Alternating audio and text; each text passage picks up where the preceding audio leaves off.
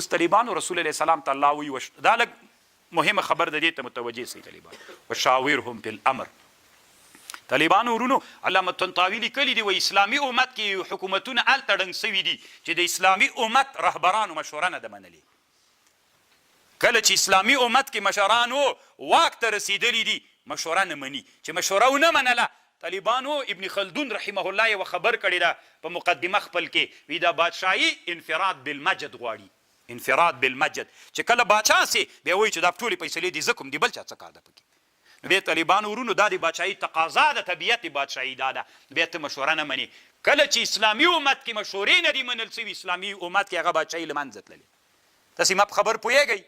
نو اوس نبی علیه السلام ته الله امر کوي وشاورهم فی الامر. نو طالبانو په اسلامي امت کې یو سړی تېر سوی شهید سید قطب رحمه الله د یو کتاب جوړ کړی د قرآن تفسیر د تفسیر فی ظلال القرآن. د دې یوه خبر درته کوم یو وارې د روح الماني یوه خبر واورئ خو لږ دا په غور راسره واورئ طالبانو. اصل کې طالبانو ما تاسو ته بله ورځ یوه ډېره ښه خوندوره خبر کړې وه چې تاسې به ویرئ که په یاد به مو وي. هغه دا ول طالبانو ورونو چې تاسې رایې راوباسئ. رایې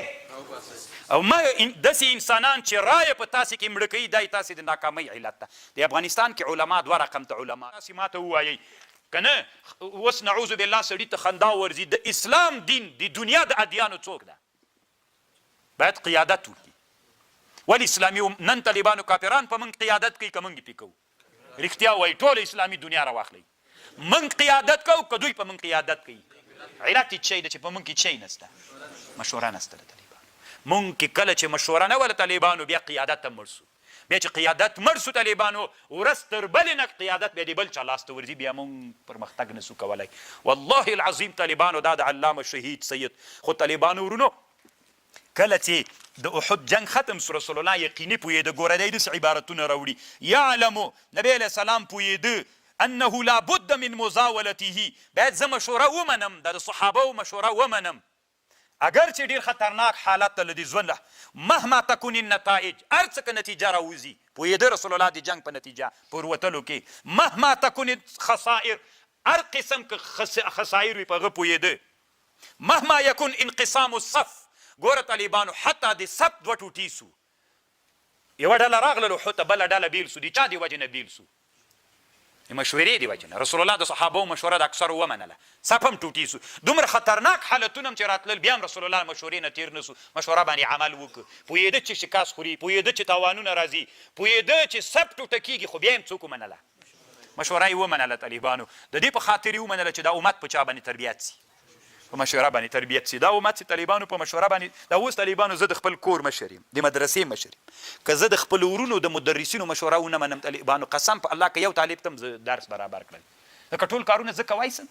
نه. طالبانو یو به تاسې ترتیب برابري یو به داخلي ترتیب برابري نو طالبانو زه مجبور یم چې مشوره ومنم. که مشوره که دا فکر په موږ کې را ژوندی سو لکه رسول الله ژوندی که سره له دې پوهېده شکست خوري پوهېده چې صف ټوټه کېږي پوهېده چې نور نقصانونه راځي بیا هم رسول الله څوک وکړه مشوره یې ومنله. د دې په خاطر چې دا امت په مشوره باندې تربیت سي طالبانو. اصل کې د الله عز وجل مقصد وایي دغه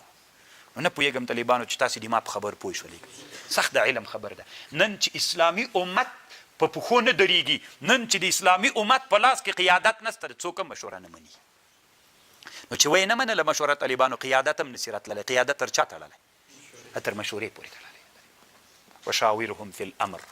سخته خوندوره خبرې کړي. دا هغه یو تفسیر د طالبانو الله عز وجل دی دا خو داسې وي طالبانو چې تاسې دغه طالبان چې څه کلې ما سره پاتې وي یی ترجمه کړي چې یو هم بل رانسي تاسې کال ته ما سره یي بیا طالبانو دا زه ویللی سم دغه خو نو زه تاسې چې خبرې کوم اوس مې لږ راپورته کړي طالبانو کال ته بیا نور راسي هغه سرداب کې هغه دغه جي ته چې راولم دا خبرې چې ورته وکړم یا به ما کاپیر کړي یا به ځان کاپیران کړي. دا طالبانو ته چې داسې لوړ ځي دا غټ تفسیر د طالبانو عجیب نادر ده. تاسې په دغه خبر بیا ځان سره لږ ډېر فکر فاذا عزمت چې کله دې عزم وکړه فتوکل علی الله ینصرکم الله که الله تا ینصرکم الله که الله دې تاسې نصرت وکړه فلا غالب لکم و ان یخذلکم فمن ذا الذي څوک دغه ینصرکم من بعد وعلى الله فلیتوکل المؤمنون. دومره خوندوره خبرې کړې طالبانو چې یو تفسیر هم نه ده کړې. خو سیاسي سړی د طالبانو اسلام او سیاست داسې تفسیر چې اسلام و سیاست اسلام څنګه په طالبانو د حکومت څه د مړ کېږي ګوري مرض لري سرطان لري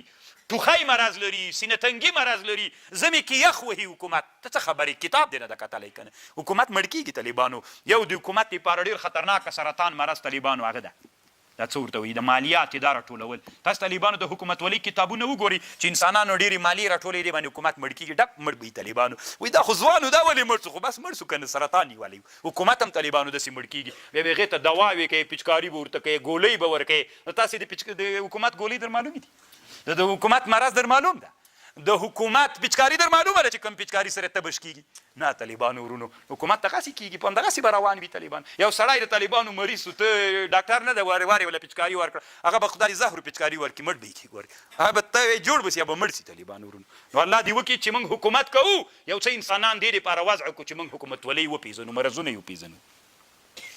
نو موږ تاسو خو میبزي سره سخته مینه ده افمن تبع رضوان الله افمن هغه څوک چې تابعداري کړې د رضا د الله کمن باء بسخط من الله ومأواه جهنم وبئس المصير هم درجات عند الله دا درجې دي په نزد الله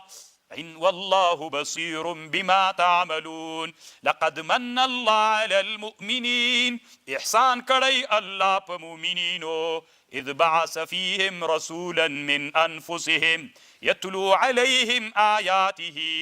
ويزكيهم ويعلمهم الكتاب والحكمة وإن كانوا من قبل لفي ضلال مبين یوه خبر طالبانو واورېده خو نو بس ده خبره دا د طالبانو ورونو وی دا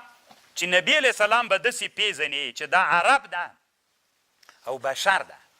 که چا نه دې پوښتنه وکړه نبي علیه السلام څوک ده ملک ده که بشر ده که وی شکمنو طالبانو دا کفر ده په دې به انسانان پوه کوي چې نبي بشر ده او بل دا د طالبانو چې دا نبي عجب ده عجم ده که عرب ده د کوم قوم د طالبانو که نه ورته معلوم دم حد کفر ته رسیږي روح المانی وي دوه شیان په ایمان کې د رسول الله په حق کې څوک دي یو دا ده چې بشر ده بل دا ده چې عرب ده واخر دعوانا ان الحمد لله رب العالمین الله پاک د دې ثواب انبیاء و صحابه و تابعین و تبع تابعین و محدثین و فقها و اصولین و د اسلامي امت ټول علماو ته ورورسوي بدون قید و شرطین چې چا اسلامي امت ته خدمت کړی الله ټولو ته ثواب ورورسوي الله پاکه د موږ والدین او د چا والدین چې وفات الله مغفوري مرحومي وګرځوي الله پاکه څوک مریضان عاجله شفا ورکې څوک قرضداران قرضونو نه اخلاص کې اقتصادي مشکل لري الله څوک اقتصادي مشکل حل کې الله پاک څوک غیر متأهلین په شرعي نکاح متأهلین وګرځوي الله څوک نارینه اولاد نه لري نارینه اولاد ورته نصیب وګرځوي